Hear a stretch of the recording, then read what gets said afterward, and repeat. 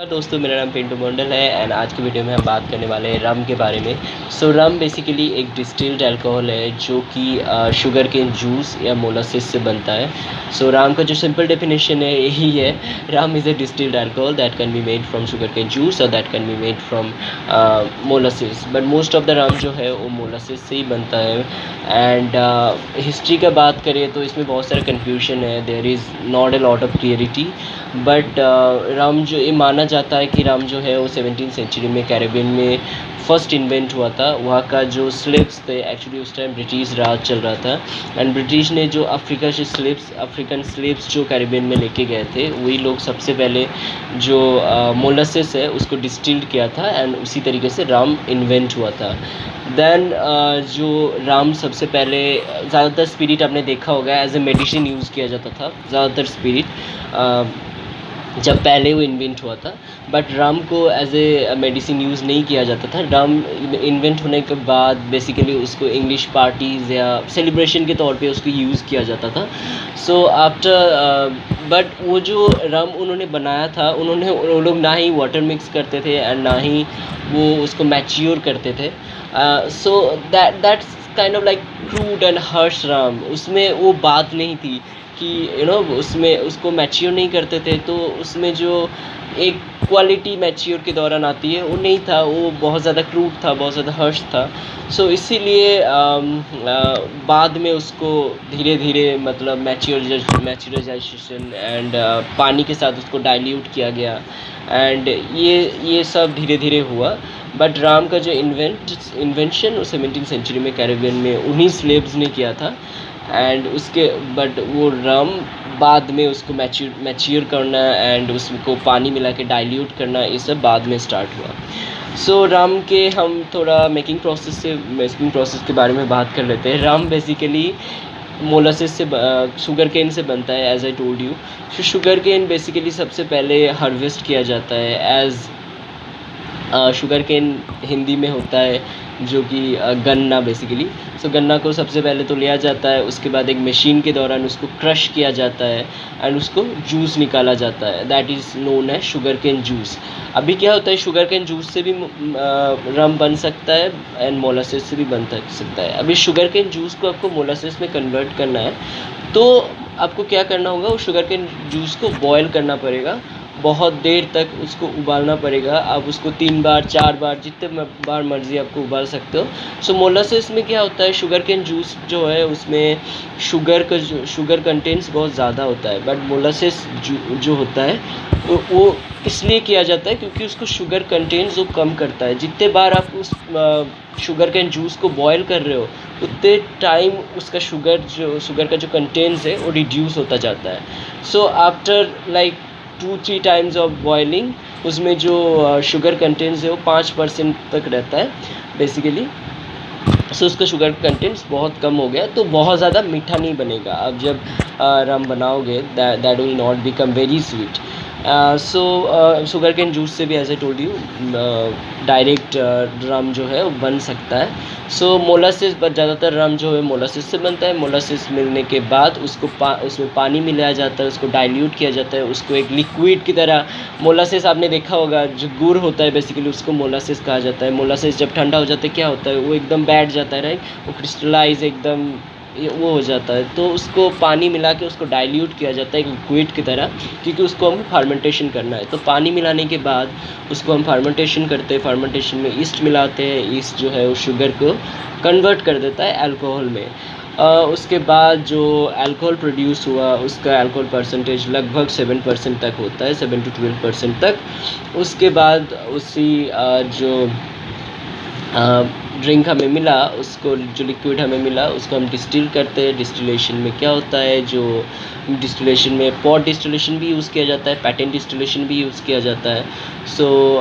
Distillation process में क्या होता है कि उसको 78 डिग्री सेंटीग्रेड पे जो लिक्विड हमको मिला वो उबाला जाता है एंड अल्कोहल जो है वो इवापोरेट होता है 78 डिग्री सेंटीग्रेड में। वो पानी से अलग होके इवापोरेट हो जाता है, स्टीम बन जाता है। एक ठंडा पाइप के ज़रिए ऊपर से वो दूसरा एक कंटेनर में जाके कंडेंस हो जाते हैं वाटर में दोबारा।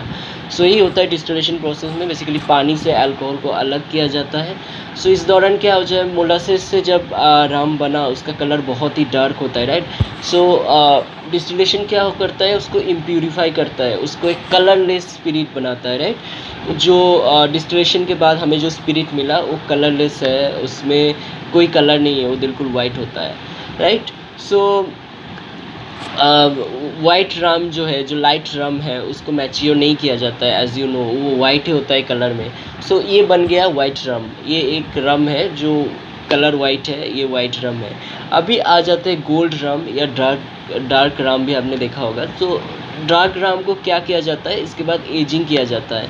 लाइट रम को बेसिकली एज नहीं किया जाता है, बट कहीं कहीं पे ऐसा होता है कि एक कॉपर का स्टील में कुछ दिनों के लिए उसको कंटेनर में 1 साल के लिए उसको मैच्योर किया जाता है, या फिर ओक बैरल में भी किया जाता है। बट ज़्यादातर जब आ जाता है गोल्ड राम की बात, गोल्ड राम बेसिकली कलर आपने देखा होगा हल्का सा कैरेमलाइज कलर होता है। सो उसमें कैरामल ऐड भी किया जाता है, कैरामल कलर जो है वो ऐड भी किया जा सकता है बाद में, या फिर ओक बैरल से भी उसको कलर मिलता है अगर वो ओक बैरल में मैच्योर होता है तो। सो ओक बैरल में वो कलर कैसे होता है, बेसिकली जो ओक बैरल है उसको चार्ड किया जाता है, मतलब उसको जलाया जाता है। चार्ड ओक बैरल्स मीन्स उसको जला के उसका जो अंदर का हिस्सा पूरा जला दिया जाता है। सो उस ओक का जो फ्लेवर है, ओक का जो वैनिला फ्लेवर है या जो भी है, वो एक्स्ट्रा मतलब बाहर आ जाते हैं ओक बैरल से। सो वो अब जब उसमें लिक्विड डालते हो तो ओक बैरल्स का जो फ्लेवर है वो उसमें मिल जाता है उस लिक्विड के साथ, उस रम के साथ। सो इसी तरीके से गोल्ड रम बनाया जाता है। उस गोल्ड रम को भी बेसिकली 3 साल, ज़्यादा से ज़्यादा 3 साल तक उसको मैच्योर किया जाता है। बट डार्क रम जो है वो 6 साल तक मैच्योर किया जाता है, 6 साल से ज़्यादा भी होता है। सो बेसिकली डार्क रम और भी ज़्यादा दिन मैच्योर होता है तो ज़्यादा डार्क होता है। वो चार्ड ओक बैरल का जो कलर है, फ्लेवर है, एरोमा है, वो सारे कुछ लेते हैं, इसलिए डार्क रम बहुत ही फ्लेवरफुल होता है। आपने कभी पिया होगा, यू नो दैट डार्क रम का जो फ्लेवर होता है बिल्कुल अलग होता है, एकदम गोल्ड रम के मुताबिक बहुत ज़्यादा वो फ्लेवर इन्हांस रहता है उसमें, राइट। एंड उसके बाद हम टाइप के बारे में बात करें तो बन गया राम, उसके बाद उसको बॉटलिंग किया जाता है बेसिकली। उसके बाद जो एजिंग हो गया, एजिंग के बाद एक और प्रोसेस होता है जो है ब्लेंडिंग। ब्लेंडिंग आपको पता होगा, ब्लेंडिंग मीन्स मिक्सचर।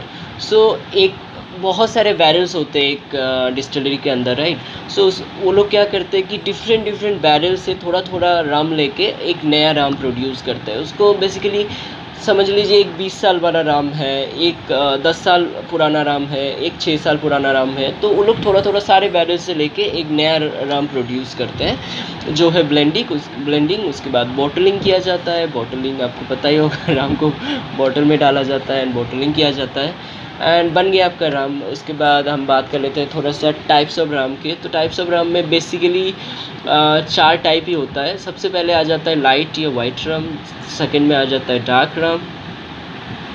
सेकंड में आ जाता है गोल्ड राम, थर्ड में आ जाता है डार्क राम, या फोर्थ में आ जाता है स्पाइस राम या फ्लेवर्ड राम, राइट। सो सबसे पहले बात कर लेते हैं वाइट राम की। So white Ram basically light Ram भी बोला जाता है। ये ज़्यादातर जो है वो वाइट होता है, मैच्योर नहीं होता है, ये एकदम डिस्टिलेशन हुआ उसके बाद ही सेल किया जाता है। वाइट राम को सबसे बड़ा एग्जांपल है बकारी, जो कि कॉकटेल में यूज़ होता है। बेसिकली वाइट राम जो है neat, I don't know but many people use to drink in neat, but ज़्यादातर ये कॉकटेल्स में यूज़ होता है। ये कॉकटेल का फ्लेवर इन्हांस करने में ही यूज़ किया जाता है वाइट राम।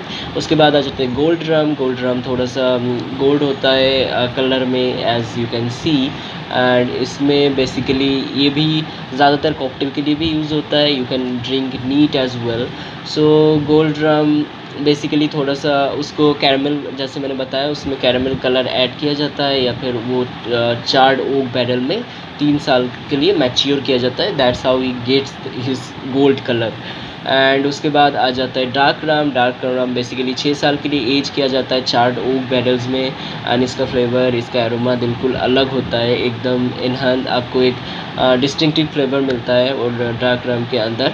एंड उसके बाद आ जाता है स्पाइस राम या flavour Ram. Spice Ram basically distillation के बाद उसमें बहुत सारा स्पाइसेस मिलाया जाता है या बहुत सारे फ्लेवर्स, जैसे बनाना फ्लेवर रम होता है, पीच फ्लेवर रम होता है, बहुत सारे फ्लेवर, कोकोनट फ्लेवर रम होता है। सो उसमें फ्लेवर ऐड किया जाएगा तो फ्लेवर रम है। कोई spices, cardamom, cinnamon, lemon pool, कुछ भी स्पाइसेस अगर उनमें ऐड हो रहा है तो स्पाइस रम कहा जाता है, राइट। एंड उसके बाद और एक कैटेगरी आता है जो है प्रीमियम। प्रीमियम रम बेसिकली उसको कहा जाता है जो 20 साल से भी ज़्यादा जो मैच्योर रम है उसको प्रीमियम रम कहा जाता है। That is very expensive and that's premium, that's matured in oak barrels for like more than 20 years, so premium category में आता है। And there is overproof rum, there is navy rum as well। so navy rum basically उसको कहा जाता है जो कि जो रम का जो अल्कोहल परसेंटेज है, ABV, जो अल्कोहल बाई वॉल्यूम है, वो बेसिकली 40% ही होता है मिनिमम। बट जो 50% से वो ज़्यादा होता है ABV, तब हम उसको नेवी रम बोलते हैं। एंड अगर वो 60% से लेके 75% तक जा सकता है राम का जो मैक्सिमम ABV हो सकता है। सो 60% के ऊपर गया तो उसको हम ओवरप्रूफ राम बोलते हैं। इस तरीके से भी कैटेगराइज कर सकते हैं। और एक और कैटेगरी होता है, जैसे बोलते हैं कोई बोलते हैं traditional Ram and agricultural Ram. Traditional Ram उसको कहा जाता है जो मोलासिस से बनता है। जैसे मैंने बताया कि रम जो है ट्रेडिशनली वो मोलासिस से ही पहली बार बनाया गया था। ज़्यादातर रम जो है मोलासिस से ही बनता है। So if the rum is made from molasses then it's a traditional rum. And agricultural rum भी होता है जो शुगर कैन जूस से बनता है, उस रम को हम एग्रीकल्चरल रम कहते हैं। वो थोड़ा चीप होता है, राइट, ट्रेडिशनल के मुताबिक। एंड यही था राम के बारे में कुछ। एंड राम के नाम कुछ फेमस डार्क राम की अगर हम बात करें तो उसमें आ जाता है रूहुम बारबेनकॉट। रूहुम बेसिकली राम का ही फ्रेंच नेम है। एंड उसके बाद आ जाता है Ron del Barrilito, it's a Spanish name. Ron का जो राम का जो स्पेनिश नेम है वो है रॉन है। I am sorry if I am pronouncing it wrong, I am very bad at French and Spanish pronunciation actually। And there is Lamb's Navy, there is Captain Morgan, there is I guess Crucian rum, there is Mount Gay, there is various dark rum। अगर white Ram का हम बात करें तो उसमें आ जाता है Bacardi, उसके बाद आ जाता है रॉन रिको करके एक स्पेनिश राम होता है, उसके बाद आ जाता है Ten Cane, that's all I know. And gold rum भी आपको बकार्डी का मिल जाता है। एंड कुछ फेमस कॉकटेल का बात करें तो उसमें आ जाता है सबसे पहले जो आ जाता है mojito, yes it's a very famous one. उसके बाद आ जाता है पिना कोलाडा, उसके बाद आ जाता है there is hurricane, there is Cuba Libre, there is daiquiri, there is a lot of cocktail, rather than that there are various cocktails। So I think these are some information about rum. If you find this video helpful to you, please give it a thumbs up and I'll see you next time. Bye.